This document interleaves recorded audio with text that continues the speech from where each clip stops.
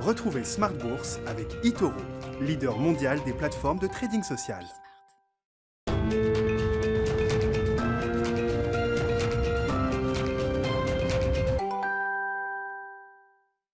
Et c'est reparti pour Smart Bourse, votre double dose quotidienne de marché en direct sur Bismart. Chaque jour à la mi-journée, 12h30, 13h. Et le soir, la grande édition, le grand digest de l'information économique, financière et boursière à partir de 18h30 pendant 1 heure. Au sommaire ce soir, une journée d'aversion pour le risque sur les marchés, journée risk-off avec un marché parisien et des marchés européens qui reculent en moyenne d'1,5%, voire plus. Tous les secteurs sont en berne, à commencer par les secteurs les plus cycliques. On voit le secteur bancaire, le secteur des ressources de base, le secteur du pétrole et gaz, le secteur des matériaux de construction qui signent les plus fortes baisses ce soir en Europe. À l'inverse, un seul secteur en Europe arrive à tirer son épingle du jeu, le secteur des télécoms, un secteur qui a été délaissé de longue date par les investisseurs qui trouvent un peu d'intérêt aujourd'hui. On notera également que le secteur des utilities ou encore le secteur de la technologie arrive à surperformer aujourd'hui dans ce marché en baisse. 2 semaines de consolidation, peut-être même l'idée d'une correction devant nous. On en parlera avec nos invités de Planète Marché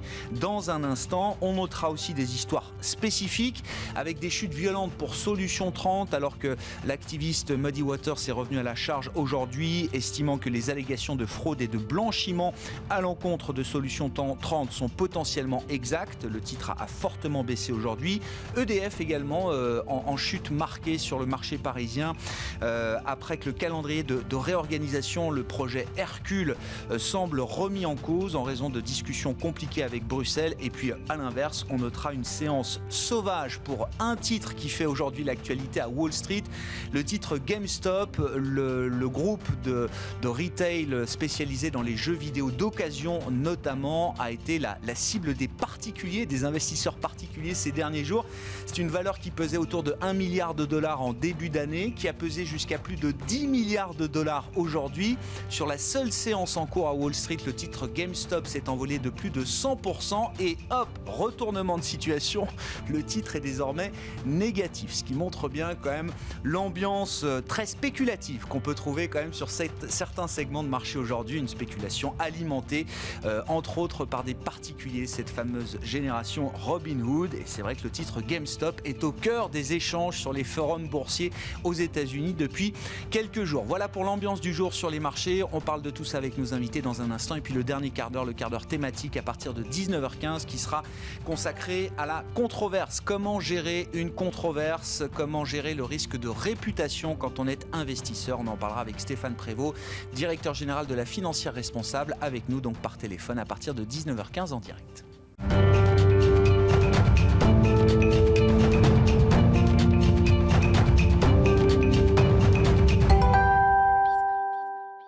Le résumé complet, les infos clés du jour après la clôture des marchés en Europe, c'est chaque soir dans Smart Bourse, Tendance mon ami, avec Nicolas Pagnès depuis la salle de marché de Bourse Direct. Clôture dans le rouge ce soir pour le CAC 40. L'indice parisien perd 1,57% à 5472 points. Les craintes sur le front sanitaire et les perspectives repoussées d'une reprise de l'économie ont pesé sur la tendance aujourd'hui. L'apparition d'un nouveau variant en Afrique du Sud alimente les craintes de nouvelles vagues de l'épidémie alors que le Royaume-Uni se débat actuellement avec le variant britannique et que la France se pose la question des nouvelles mesures de restriction à adopter vis-à-vis de ces évolutions. En ce qui concerne le variant d'Afrique du Sud, Boris Johnson au Royaume-Uni et Joe Biden aux États-Unis ont en tout cas fait part de leur intention de durcir les conditions d'entrée sur leur territoire afin de tenter de freiner l'épidémie. Plus contagieux et potentiellement plus mortels, ces nouveaux variants inquiètent surtout car l'enjeu est de savoir si les vaccins développés peuvent aider à les combattre. Sur le sujet, Moderna tente de rassurer, estimant que son vaccin devrait être efficace contre le variant d'Afrique du Sud, mais mène tout de même de nouveaux tests sur le sujet. En matière de vaccins, toujours, la stratégie européenne inquiète les investisseurs. Au-delà des délais de vaccination dans les pays de l'Union européenne, les craintes sont maintenant de ne pas avoir suffisamment de doses. Si Pfizer a fait part il y a quelques jours de potentiel retard de livraison, AstraZeneca a annoncé diminuer de 60% ses livraisons à l'Union européenne au premier semestre. Dans ce contexte, les investisseurs voient la perspective d'une reprise économique s'éloigner. En Allemagne, l'indice IFO du climat des affaires déçoit et recule de 2,1 points à 90,1 pour le mois de janvier. Un recul qui intervient après celui des indices PMI la semaine dernière en zone euro. L'espoir est cependant toujours présent du côté du plan de relance aux États-Unis, même si celui-ci devrait être réduit. Certains parlent même d'une réduction de moitié. Plusieurs élus républicains s'opposant notamment au doublement du salaire minimum ou encore cherchant à réduire le coût de la campagne de vaccination. Du côté des valeurs à la Bourse de Paris à présent, la Grèce vient officiellement de commander 18 avions de combat Rafale à Dassault Aviation. La signature du contrat a eu lieu aujourd'hui en présence des ministres français et grecs de la Défense.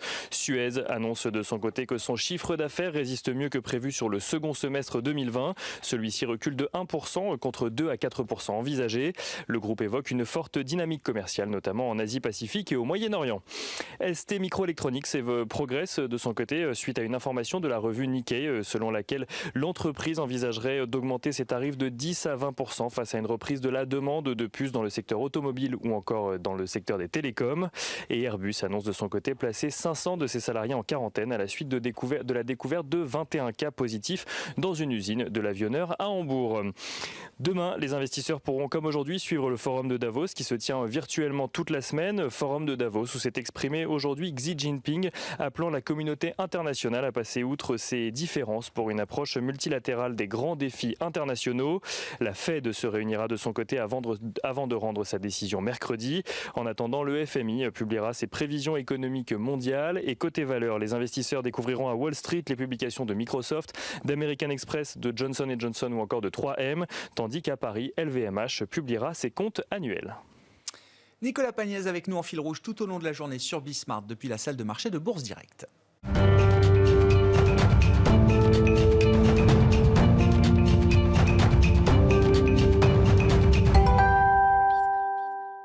Trois invités avec nous ce soir pour décrypter les mouvements de la planète marché. À mes côtés en plateau, Julien Kistrebert, gérant chez Montségur Finance. Bonsoir et bienvenue Julien. En visioconférence, Jeanne Asraf-Biton, directrice monde de la recherche marché de l'Ixor Asset Management. Bonsoir et bienvenue Jeanne. Merci beaucoup d'être avec nous. Et par téléphone, Stéphane Prévost qui nous accompagne également donc à distance, directeur général de la financière responsable. Bonsoir à vous Stéphane, merci d'être avec nous. Jeanne, je commence avec vous. Comment est-ce qu'on peut expliquer l'ambiance de marché peut-être un peu moins enthousiaste? L'allégresse de fin d'année laisse la place peut-être à quelques interrogations aujourd'hui. Rien de méchant, hein, une baisse de 1,5% sur les actions européennes, on va s'en remettre, mais c'est vrai que depuis 2 semaines, on a le sentiment d'une consolidation, d'une pause qui pourrait peut-être prendre le chemin d'une correction. Quels sont pour vous les facteurs là, qui peuvent expliquer peut-être que le marché marque un coup d'arrêt aujourd'hui, Jeanne ?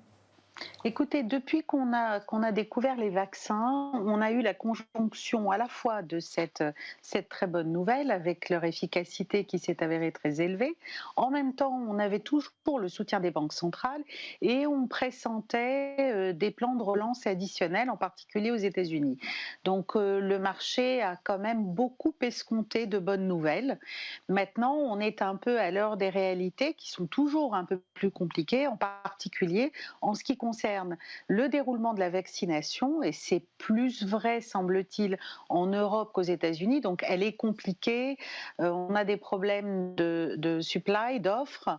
Elle est plus lente qu'espérée. Et puis, visiblement, les sociétés pharmaceutiques ont plus de mal à produire qu'elles ne le pensaient elles-mêmes. Et puis, dans le même temps, eh bien, on a ces nouvelles formes de Covid qui soulèvent des craintes, semble-t-il, légitimes, puisqu'on n'est pas complètement sûr, effectivement, de savoir si les vaccins permettent de lutter contre ces nouvelles formes, mais surtout, ces nouvelles formes sont beaucoup plus contagieuses et peut-être, si on regarde les chiffres de mortalité, par exemple en Angleterre en ce moment, ces derniers jours, ils sont beaucoup plus élevés qu'ils n'ont été par le passé en Angleterre, ou qu'ils le sont. C'est en gros le double de rythme de morts par jour et par million de personnes de ce qu'on connaît en France, en Italie, etc. Donc des signaux, un peu d'inquiétude. Beaucoup de bonnes nouvelles avaient été escomptées. Maintenant, c'est toujours pareil. Il faut que on ait un peu plus de visibilité sur les perspectives de croissance. On savait que le premier trimestre serait un trimestre plus difficile parce que c'est là qu'il y a les mesures de restriction à la mobilité, etc. Donc on savait que l'activité serait impactée. Toute la question est de savoir si le marché serait en mesure d'ignorer ces à-coups de croissance ou pas.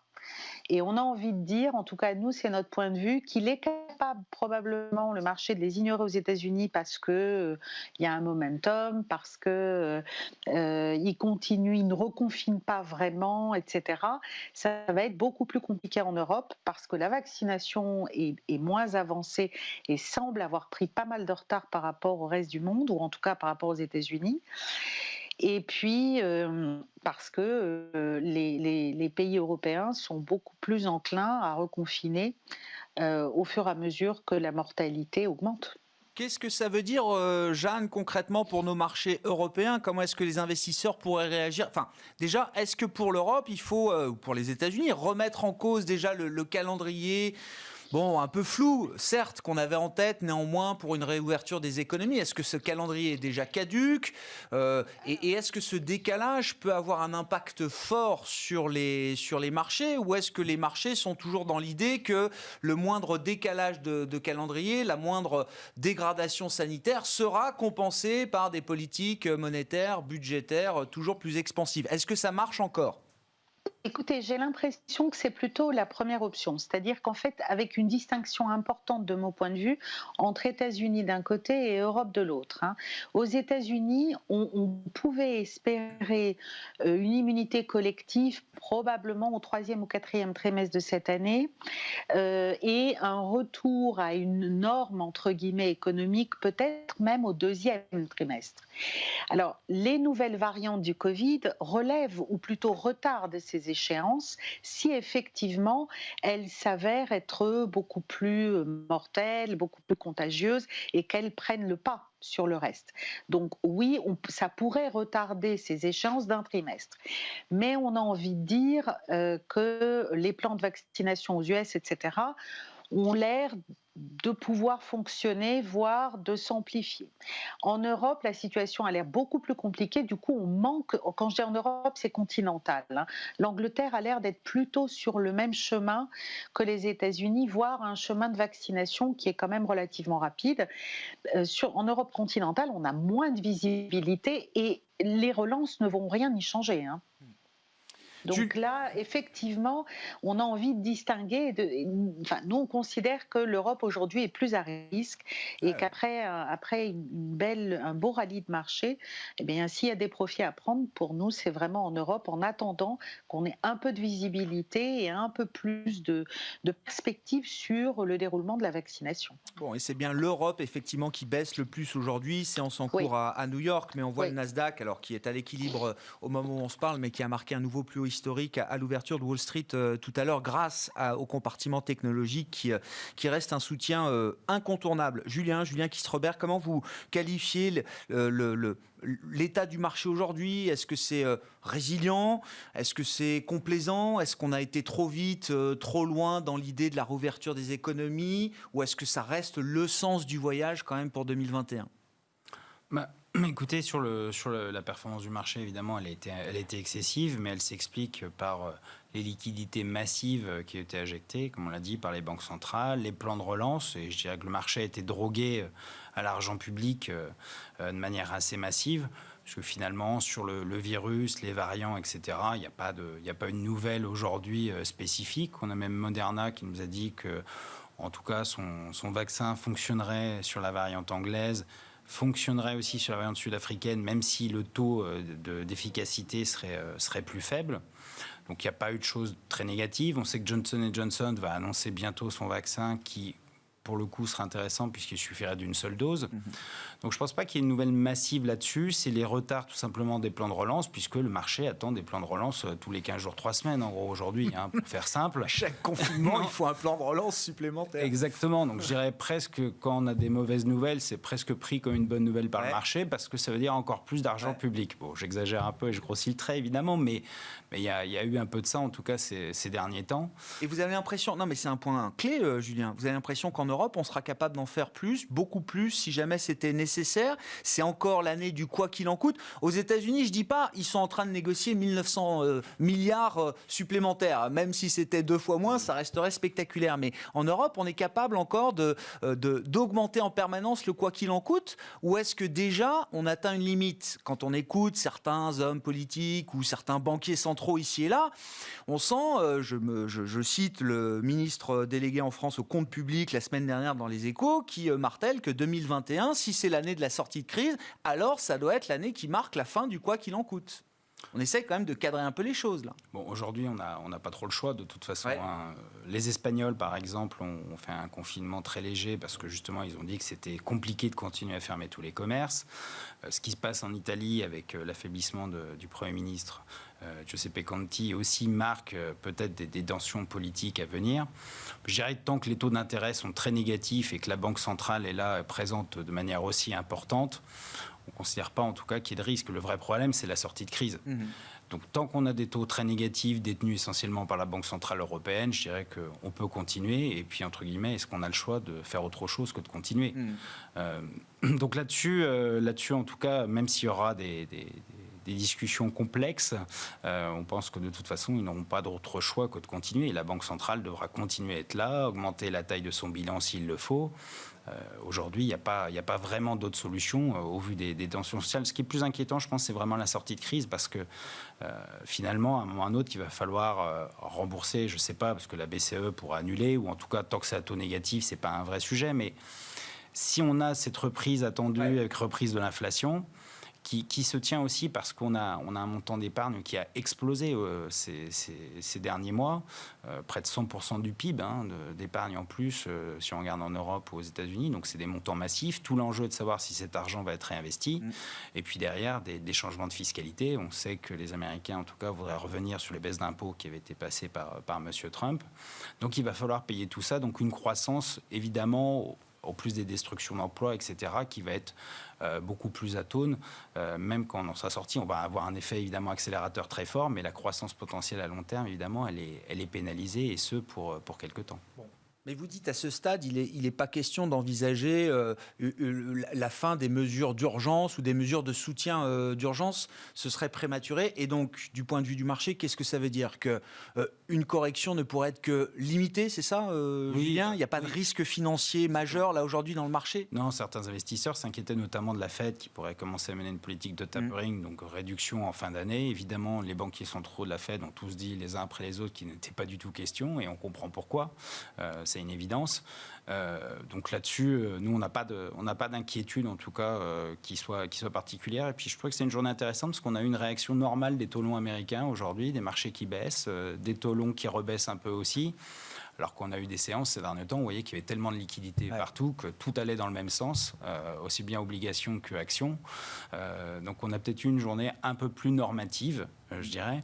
Et puis il faudra peut-être que certaines bulles éclatent, menées par les particuliers sur certaines thématiques qui sont forcément intéressantes, mais qui ont atteint des niveaux de valorisation qui sont interpellants. Bon. Énergie nouvelle, etc., voire quelques dossiers spécifiques. L'emblème du moment, c'est GameStop aux États-Unis. Je vous rappelle ce titre qui est passé de 1 milliard de capi à 10 milliards en quelques jours et qui, sur la séance du jour, alors a plus que doublé et au moment où on se parle, est revenu proche de l'équilibre. Donc c'est assez incroyable, des mouvements quand même d'une violence extrême sur ce titre GameStop qui fait l'actualité à Wall Street avec beaucoup de particuliers qui suivent aujourd'hui ce dossier. Vos commentaires sur la situation de marché, Stéphane Prévost. Est-ce que le sens du voyage reste le même pour les marchés actions? Est-ce qu'il faut rester constructif effectivement? Ou est-ce que déjà l'ambiance de début d'année, les informations notamment sur le plan sanitaire obligent peut-être à réviser un peu ses ambitions en termes de croissance macro, de croissance des bénéfices, de scénario pour 2021? Beaucoup de choses ont été dites par les interlocuteurs précédents, mais c'est vrai que là, on a perdu en visibilité sur je dirais peut-être on a une inconnue sur les trimestres à venir. C'est-à-dire que si je regarde 3 mois en arrière, avec l'annonce des vaccins et les scénarios de reprise et de relance de la situation économique qu'on avait sur les Europes, les États-Unis, on n'est plus exactement dans la direction qu'on avait évoquée et on a perdu, on est sur une dérivée seconde et on a perdu, je dirais, en intensité de relance. Et en fait, le problème, c'est qu'on est en train de prendre du retard sur la normalisation et la libération des économies, et que la situation sanitaire amène du doute quant à l'efficacité des vaccins, quant à l'efficacité du retour à la normale. Et on avait les marchés qui ont été probablement un peu trop optimistes, mais je crois que c'est aussi lié au fait qu'on a peut-être un rappel à nous à l'économie réelle. C'est-à-dire que cet optimisme, il fallait qu'on puisse enclencher des phases de normalisation sanitaire. Elles sont un peu remises en cause. Je veux bien, et j'admets que l'hypothèse, c'est quand même qu'on ne va pas être confiné pendant 6 mois, c'est clair, mais on va avoir quand même un trimestre un peu difficile devant nous. Ça, c'est le premier point. Le deuxième point, c'est que il va falloir quand même tenir compte des effets d'un deuxième confinement. C'est-à-dire que la fragilisation des économies, notamment en Europe, si on arrive, même si on a l'habitude maintenant du télétravail, que les entreprises sont organisées, on voit bien dans la journée, dans la séance d'aujourd'hui, que les secteurs tels que la santé, tels que la tech et quelques valeurs industrielles sur lesquelles il y a des bonnes nouvelles ont été dans le positif, alors que le bêta sur lequel les valeurs cycliques ou les valeurs à fort bêta sur lesquelles il y a nécessité d'avoir des fondamentaux pour justifier la hausse des cours pose très, très clairement question, et je mets de côté les dossiers spécifiques. Ça veut dire que quand même, il faudra faire attention à la casse qu'on va avoir sur une deuxième vague de confinement, parce que on a été fragilisé une première fois sur certains pans de l'économie et on risque d'être vraiment dans une destruction un petit peu plus forte sur un deuxième pan. Le deuxième facteur de doute à mes yeux, vous avez évoqué les plans de relance aux États-Unis, il va y avoir un débat politique là-dessus, mais je crois qu'il va y avoir aussi probablement un changement de ton de la part de l'administration Biden, parce que autant on a libéré l'économie, on a fait le choix contre la situation sanitaire, contre la santé publique, de laisser l'économie ouverte, et on voit bien que la situation quand même aux États-Unis est préoccupante, et je ne sais pas aujourd'hui, il est difficile de dire si M. Biden, le président élu, va pas prendre des mesures un petit peu plus strictes et donc pénaliser un petit peu aussi la croissance côté américain, même si, bien sûr, il y aura des plans de relance, il y aura des mesures d'accompagnement qui seront faites. Donc ça explique l'humeur un peu morose qu'on peut avoir des marchés pour les derniers jours, mais aussi peut-être dans les semaines à venir. On va avoir une semaine de publication qui démarre de façon un peu plus lourde cette semaine. Donc on va avoir un état des lieux de l'économie au 4e trimestre, mais on sait d'ores et déjà que le premier trimestre de cette année risque d'être compliqué. Et la visibilité va être réduite. Donc je pense que la sélectivité et la prudence est encore de mise pour les semaines à venir. Concrètement, Stéphane, ça veut dire en tant qu'investisseur, que gérant action aujourd'hui. Alors, gérant action, forcément, vous êtes investi, mais dans quelle mesure vous êtes investi ? Est-ce que vous avez un peu de cash ? Et est-ce que c'est du cash ? Est-ce que vous êtes dans l'attente peut-être de points d'entrée plus intéressants pour déployer du cash ? Quand je dis point d'entrée, c'est-à-dire l'idée que le marché pourrait baisser encore un peu plus, hein.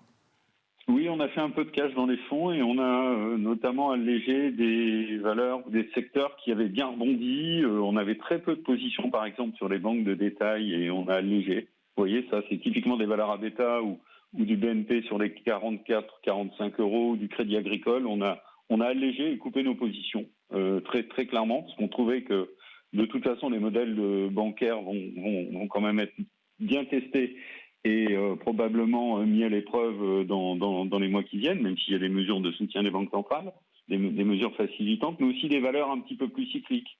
Et puis après, on a pris des bénéfices sur des secteurs qui avaient extrêmement bien performé, les semi-conducteurs, je veux dire les armes ne montent pas au ciel, certes la tendance à long terme est très bien orientée, mais on a pris, tout en ayant encore des positions actives, quelques bénéfices là-dessus. Donc aujourd'hui, on a du cash à peu près sur 50% dans ce qu'on pourrait avoir en général, c'est-à-dire 10%, on a 4 à 5% de cash, et on se met un peu en position d'attente pour revenir sur les dossiers, les secteurs les plus cycliques, les plus risqués.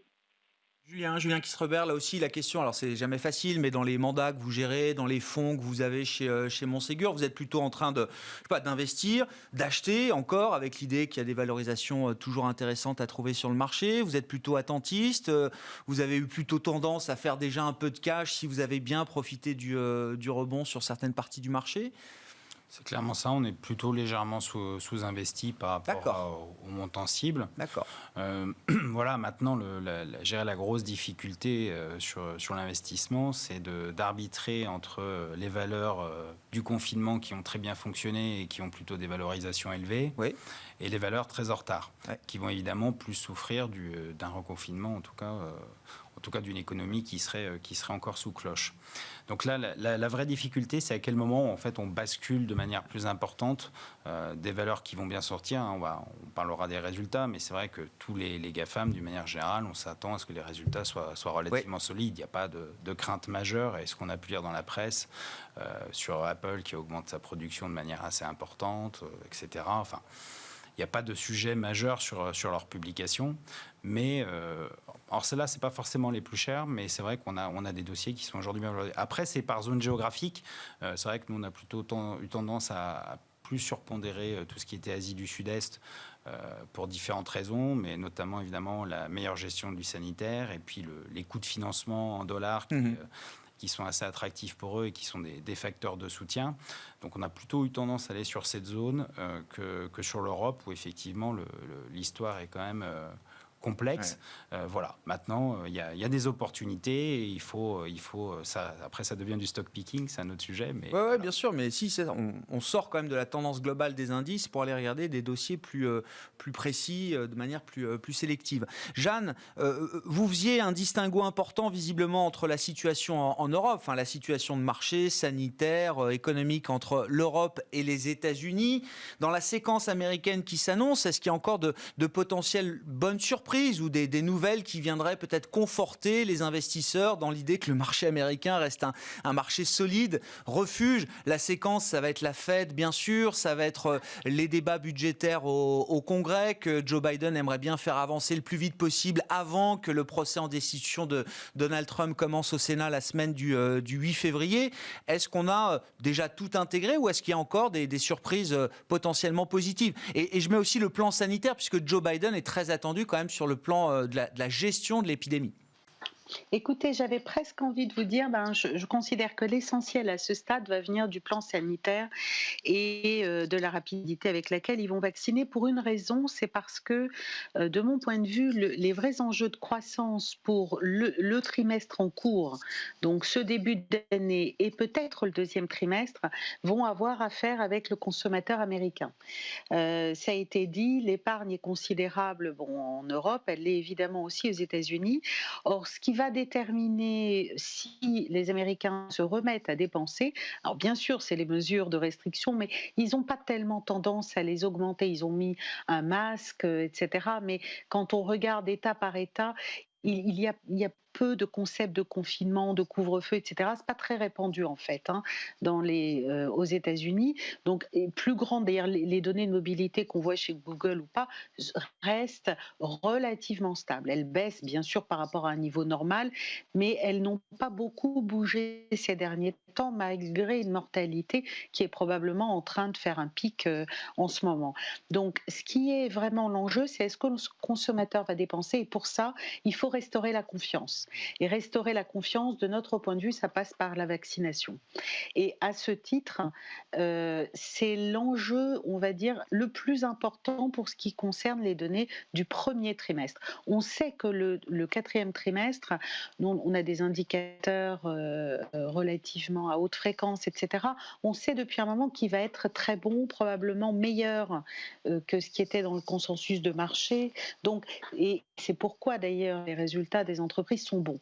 Les enjeux, c'est est-ce que la croissance du premier trimestre tient ou pas, et donc est-ce qu'elle permet de tabler sur des perspectives de résilience de l'économie américaine au premier trimestre et puis de rebond, bien sûr, au deuxième trimestre. Et là, pour nous, c'est le consommateur qui est la clé de voûte de l'histoire. Alors, bien sûr, les plans de relance, moi j'ai l'impression que le 1 trillion est à peu près attendu. Il y avait une échéance déjà qui était plutôt qu'il devrait le faire en mars, donc le marché a l'air un tout petit peu déçu, mais bon, je pense qu'il n'y a pas énormément de surprises là-dessus. Il a demandé 2000 milliards plutôt qui s'ajoutent d'ailleurs aux 900 milliards qui ont été votés en fin d'année. le marché est à peu près convaincu que, comme ça doit être un accord bipartisan, ils vont se mettre d'accord plutôt sur 1000 milliards à rajouter aux 900 milliards de fin d'année. Donc on est sur un plan d'urgence, comme ils disent, qui serait aux alentours de 2000 milliards, qui va être mis en œuvre au courant de ce trimestre. Mais l'enjeu, c'est peut-être plus encore la confiance des consommateurs, à mon avis, et leur capacité ou leur propension à consommer ou à reconsommer au fur et à mesure qu'ils retrouvent confiance, quoi. Ouais. Si l'enjeu c'est la confiance et que cette confiance dépend de la gestion sanitaire, qu'est-ce que l'administration Biden aujourd'hui peut faire de plus qui n'a pas été fait jusqu'à présent? Est-ce que l'administration Biden dispose de leviers peut-être d'efficacité sur le plan de la vaccination, ou est-ce qu'ils sont très tributaires finalement de la production, de la logistique, et qu'il y a là aussi une forme d'aléa, on va dire, dans ce calendrier? Écoutez, j'ai l'impression, quand on regarde la rapidité avec laquelle il vaccine et l'augmentation de pourcentage de population qui a reçu une dose, on a l'impression quand même que ça monte assez rapidement. Donc j'ai l'impression que la logistique est pas mal. Après, on pourrait imaginer qu'il demande à des entreprises pharmaceutiques, comme ça aurait été fait en Europe, mais qu'on demande à des entreprises pharmaceutiques de mobiliser leur capacité de production pour produire les vaccins des autres. Donc on pourrait envisager, comme on peut avoir dans des cas d'urgence et de guerre, etc., où il y a une forme de réquisition. Alors ça, c'est pas une vraie réquisition, mais l'idée étant de demander à toutes sortes de capacités manufacturières d'utiliser les possibilités qu'ils ont de produire les vaccins qui marchent. Donc on pourrait envisager ça. Je vous avouerai que je ne sais pas, je ne réalise pas clairement quelle est leur marge de manœuvre en termes d'efficacité. Il me semble que pour l'instant, c'est quand même relativement efficace vu la dimension du pays. Donc je pense qu'en termes logistiques, c'est pas mal. Après, il y a les problèmes de production. Je pense qu'ils pourraient demander à d'autres entreprises qui n'ont pas de vaccins ou etc. de participer à l'effort, à la prioriser production. de ces vaccins. Tout découle de ça, vaccination, confiance, surprise positive. Voilà, c'est le scénario qu'on avait envie d'acheter en début d'année. Et donc, tout repose sur ce facteur sanitaire et cette gestion de l'épidémie et du calendrier vaccinal. Si on en vient aux entreprises, peut-être, Julien, semaine très chargée, puisqu'on a 118 sociétés du S&P 500 qui publient, dont Microsoft, Apple, Tesla, Facebook. On aura à Paris pour le CAC LVMH demain soir, je crois, et puis ST Micro jeudi. Enfin, globalement, qu'est-ce que vous attendez?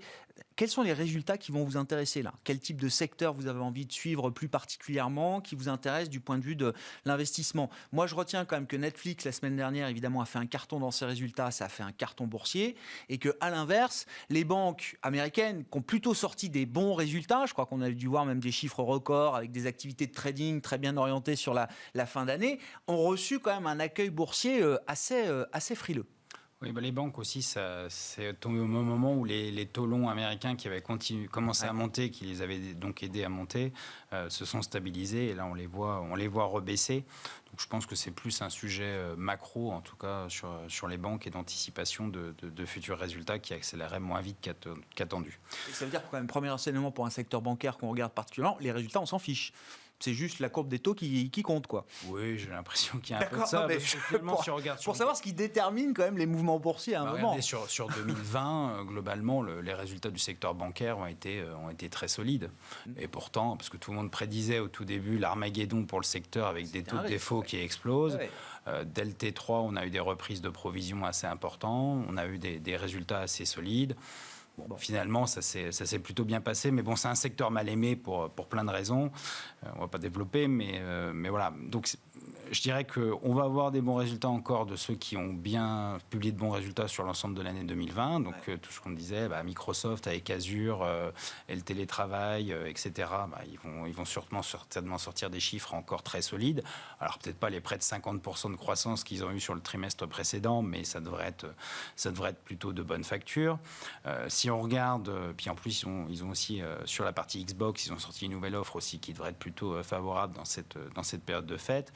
Sur Tesla, bon, le sujet, c'est la valorisation, mais sur l'activité, il n'y a pas trop de surprises non plus, parce qu'on a déjà eu le montant des livraisons sur le 4e trimestre qui était solide. Donc là-dessus, il n'y aura pas de choses majeures. Sur Facebook, bon, ça va rester solide. Le sujet, il est politique. Est-ce que les démocrates vont vouloir démanteler ou pas Facebook ? Bon, ça, c'est plus à la question, mais le résultat, on ne voit pas pourquoi la publicité sur le digital, en tout cas, ralentirait sur le dernier trimestre. Ils ne sont pas encore victimes dans leur activité opérationnelle, le seront-ils un jour, j'en sais rien, mais en tout cas, ils ne sont pas victimes dans leur activité opérationnelle de tous les débats qu'on peut avoir sur les réseaux sociaux, sur le risque de démantèlement. Les annonceurs continuent de faire confiance à Facebook pour leur publicité. Oui, d'autant plus qu'aujourd'hui, la publicité digitale, c'est ce qui fonctionne le mieux. Quand les gens sont confinés chez eux, forcément avec leur ordinateur, et finalement le taux de clics qui déclenche un achat, il est relativement élevé. Donc il n'y a pas de raison en tout cas que cette tendance en tout cas s'inverse au vu du contexte actuel en plus où les gens vont rester chez eux. Donc en tout cas plus rester chez eux. Apple, vous l'avez cité aussi, je crois qu'on prévoit un trimestre à plus de 100 milliards de dollars de chiffre d'affaires, record évidemment. Tout à fait, ça va être a priori très bon. Ils ont demandé à leurs fournisseurs d'augmenter les cadences de production de 30% sur le premier semestre, notamment avec le nouvel iPhone et la technologie 5G. Ils sont assez optimistes aussi sur la partie ordinateur classique, MacBook, Mac Air.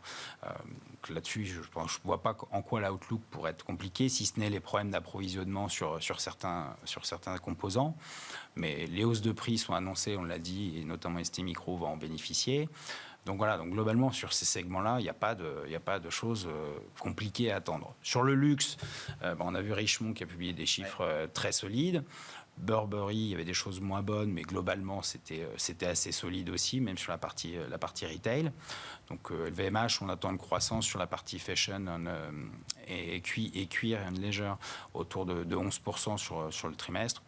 On ne voit pas en quoi les dynamiques auraient pu changer, puisqu'on a vu que les grosses tendances, c'était encore l'Asie. Donc, pas de scoop. Et l'Asie, par définition, est peu touchée. Donc, on va avoir l'Europe qui va être compliquée, les États-Unis bien orientés, a priori, et l'Asie qui va être explosif.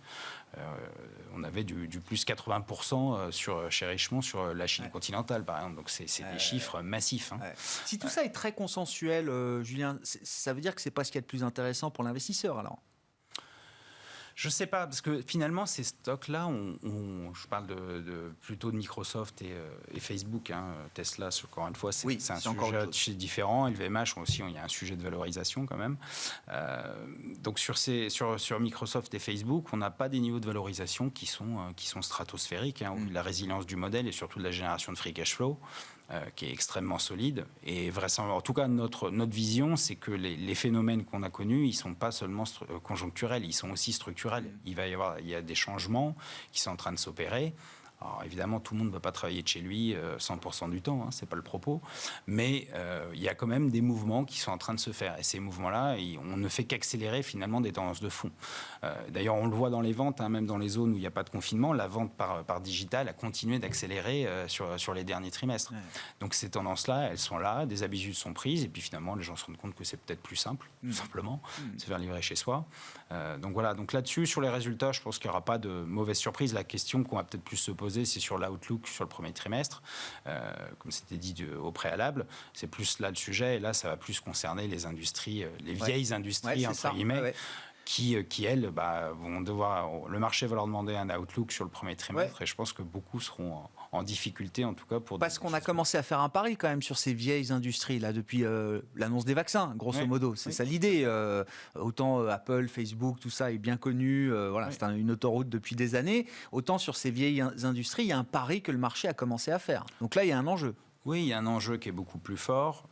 Maintenant, les niveaux de valorisation, on connaît les différences de cours entre le secteur value, le segment value, le style value et le style croissance.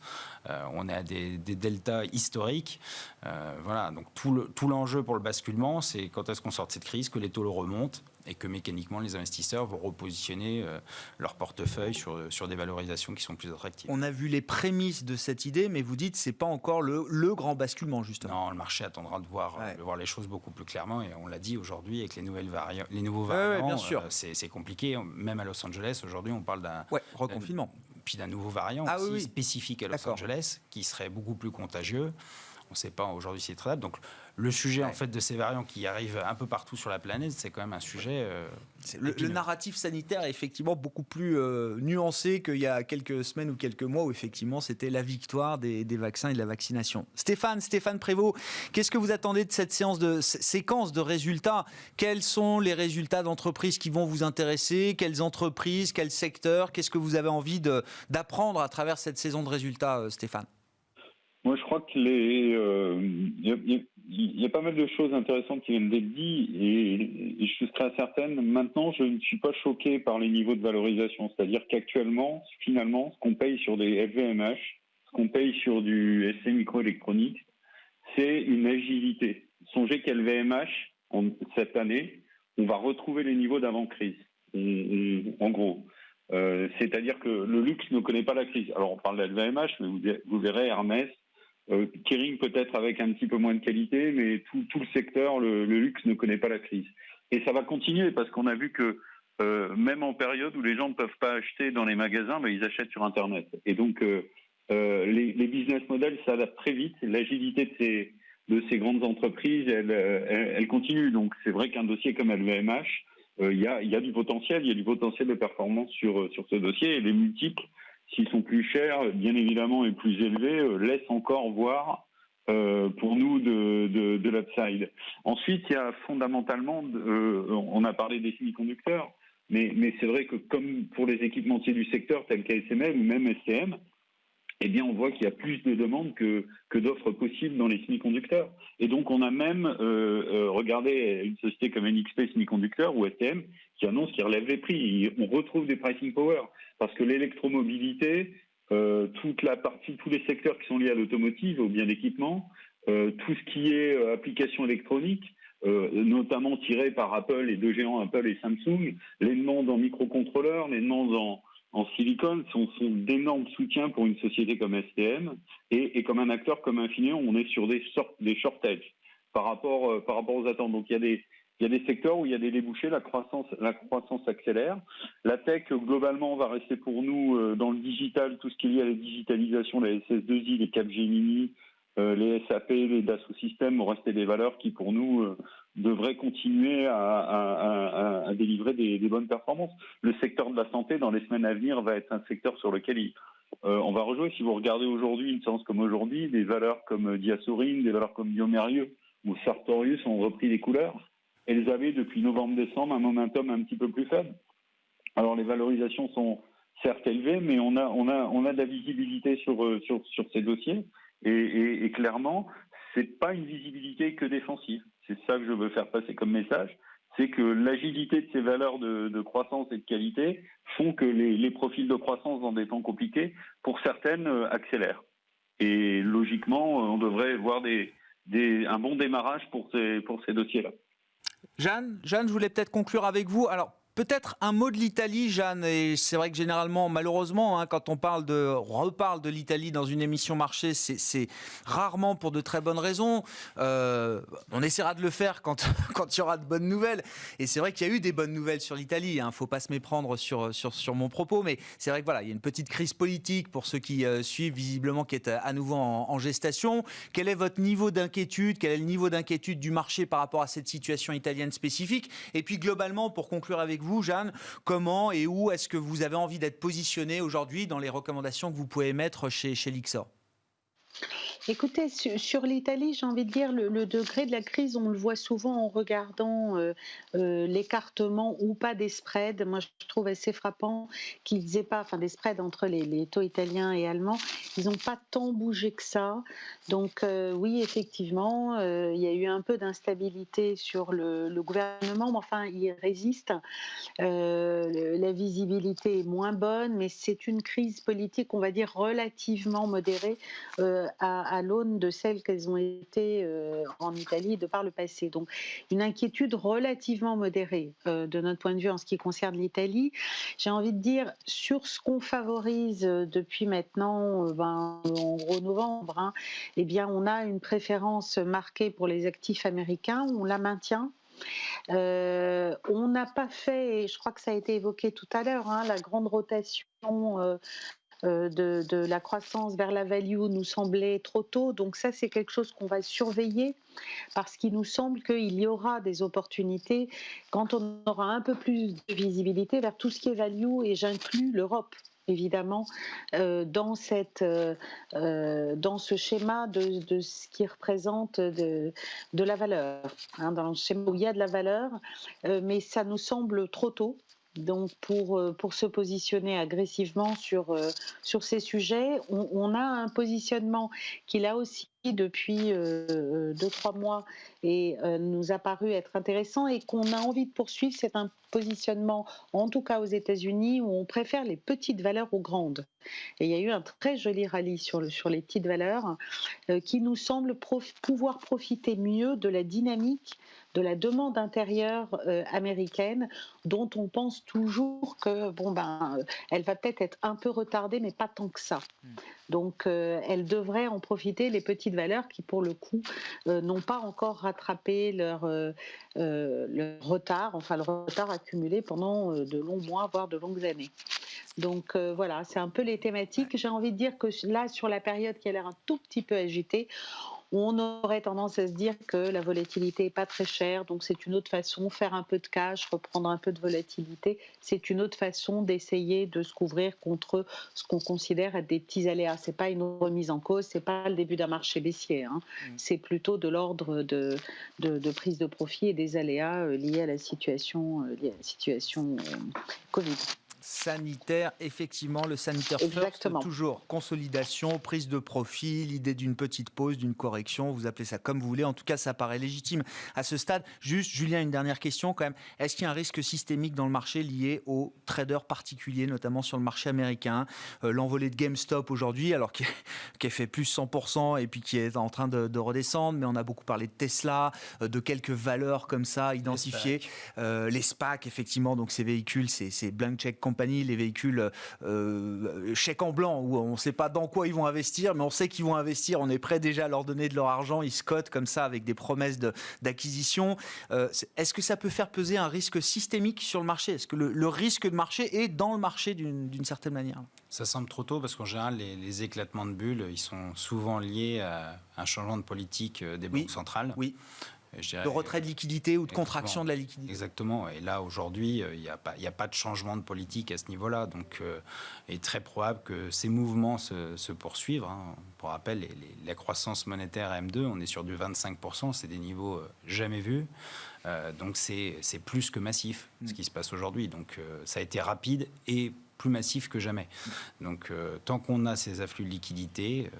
En tout cas, il n'y a pas de raison que ça se poursuive pas, en tout cas dans cette direction. Mais évidemment, à un moment ou à un autre, c'est ça. Une fois qu'on sera sorti de la crise, oui, effectivement, ces mesures de soutien, sans commune mesure, comme vous dites, seront remises forcément en question. Et c'est là où, pour le marché, ce sera peut-être une situation plus compliquée. Merci à vous trois, en tout cas. Merci d'avoir participé à cette discussion ce soir. Planète Marché, chaque soir sur Bismart, dans Smart Bourse, votre discussion de marché pour appréhender les mouvements de la planète financière. Jeanne Asraf-Biton était avec nous en visioconférence, directrice monde de la recherche marché de Lyxor Asset Management. Julien Kistrebert en plateau, gérant chez Montségur Finance, et Stéphane Prévost, directeur général de la Financière Responsable, qui reste pour quelques minutes encore avec nous, puisqu'on va parler dans un instant avec vous, Stéphane, de la gestion d'un risque de controverse dans un portefeuille quand on est investisseur.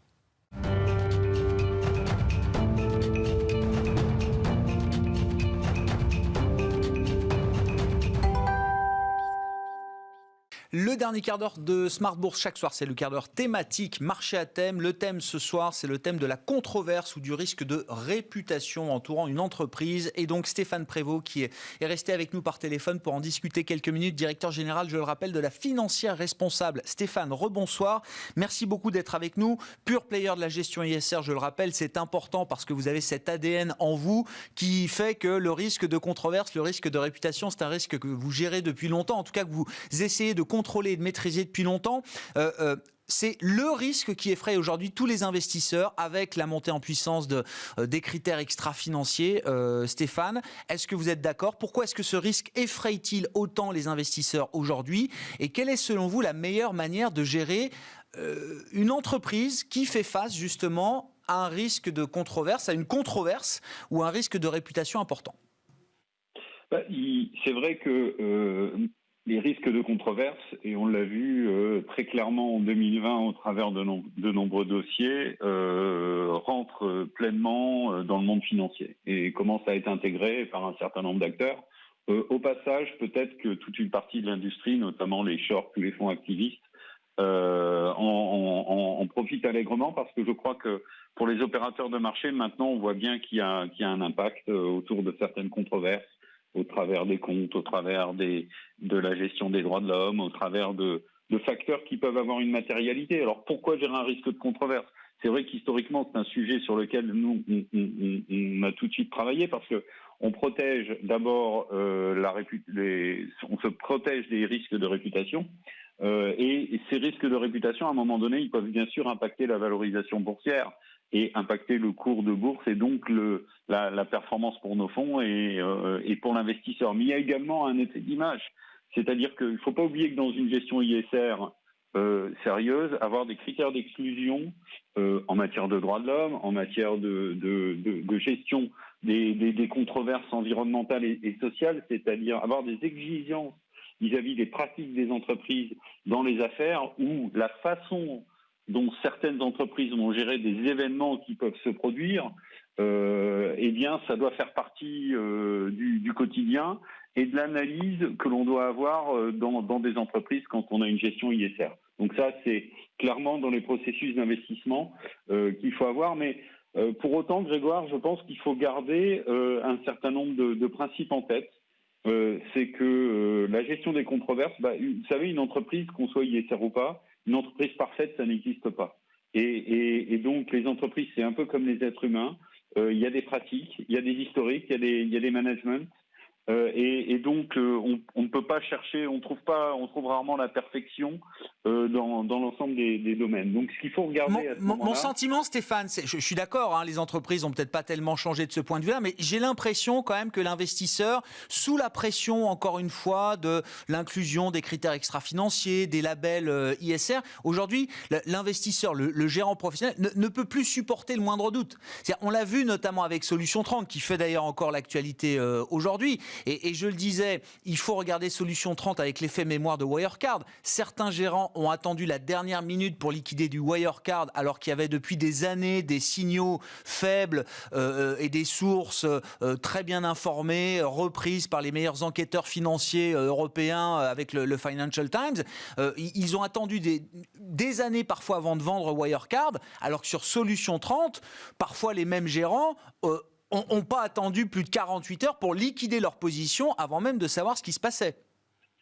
Oui, je vois très bien votre question. En fait, il y a aussi un court-termisme des marchés. C'est vrai que quand on est ISR, on est long terme, et quand il se passe quelque chose sur une valeur, vous avez deux possibilités. Soit vous appuyez sur le bouton vendre et sans réfléchir et sans regarder, et vous vous dites « oulala, quand c'est flou, c'est qu'il y a un loup, mais vous n'approfondissez pas et vous vendez ». Est-ce que c'est comme ça qu'il faut faire aujourd'hui, Stéphane ?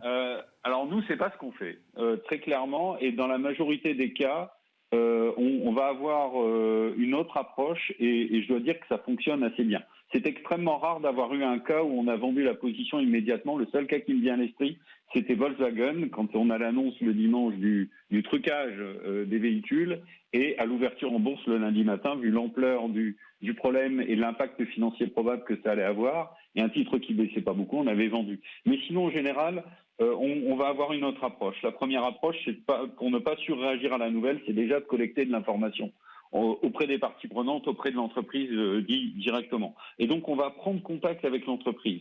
Parce que c'est vrai que si c'est une entreprise que vous avez en portefeuille, vous avez quand même une qualité que vous avez identifiée précédemment. Vous avez en général une bonne gouvernance, vous avez une équipe en place qui est solide, qui a des bonnes pratiques. Vous avez déjà étudié en amont les controverses, donc il est quand même très rare d'intégrer une valeur qui aurait déjà beaucoup de controverses et puis qui d'un seul coup devient inacceptable en portefeuille. Donc c'est plutôt dans la gestion d'événements ou la découverte de choses que ça arrive. Et quand vous prenez contact avec l'entreprise, vous allez très vite avoir un sentiment qualitatif sur lequel vous allez pouvoir travailler. Vous regardez la communication de l'entreprise, vous regardez sa capacité de réaction par rapport à un événement. On l'a vu avec une entreprise comme Kingspan très récemment, ou même Saint-Gobain dans l'affaire de la Grenfell Tower. Les entreprises ont communiqué et réagi très vite. Et ensuite, si vous voulez, on va rentrer dans une phase d'analyse. Et après cette phase d'analyse, vous allez pouvoir décider si vous vendez ou pas la valeur, si vous la vendez en portefeuille, si vous dégradez son statut ESG, ou si vous considérez que la matérialité de la controverse va détruire de la valeur. Je vais prendre un exemple très récent. Il y a une dizaine de jours, on a entendu, il y a une sensibilité des investisseurs en problématique de droits de l'homme. Kering, et on se demandait si dans la communauté financière, Kering pouvait être exposé à ce qui se passe auprès de la communauté des Ouïghours en Chine. Eh bien, vous ne pouvez pas avoir une réaction immédiate sur le sujet sans aller chercher une information précise. Et là, l'information, c'est d'aller la chercher auprès de Kering, d'avoir un échange avec leurs équipes qui vous expliquent un petit peu comment s'ils surveillent ce type de risque, quel est le niveau de controverse et de pratique. Et là, on se rend compte, dans ce cas précis, par exemple, que ce risque chez Kering est extrêmement minime parce que Kering regarde les pratiques jusqu'au 3e degré de fournisseur dans sa chaîne de production. Et donc, vous voyez que on est en face d'une entreprise qui gère ce type de risque et que le risque de controverse est faible.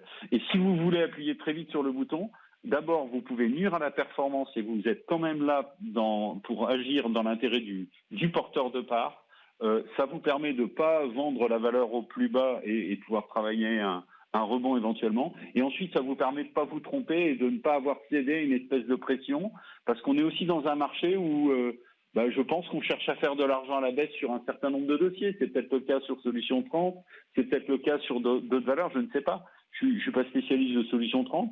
Il est vrai qu'il y a un certain nombre de dossiers qui sont compliqués. Wirecard, on n'était pas allé sur le dossier en 2013-2014 parce que Wirecard, dès le départ, alors qu'il y avait une filiale qui avait une licence d'établissement de crédit, refusait de publier ses comptes sous format bancaire, ce qui nous a vraiment posé un problème dans l'analyse en amont.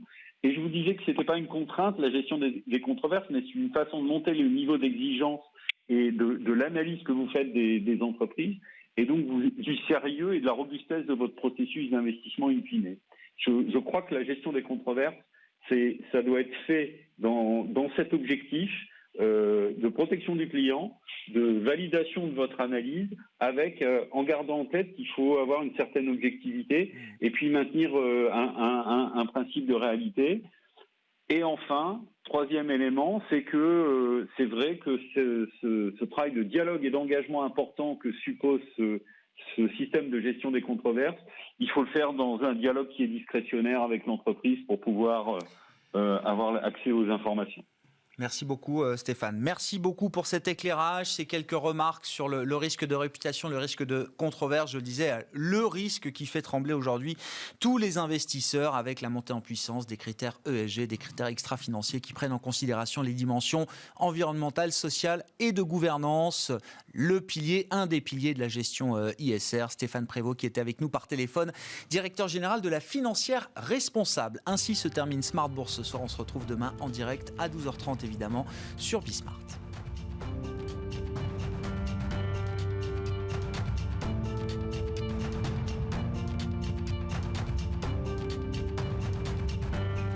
C'était Smart Bourse avec eToro, leader mondial des plateformes de trading social.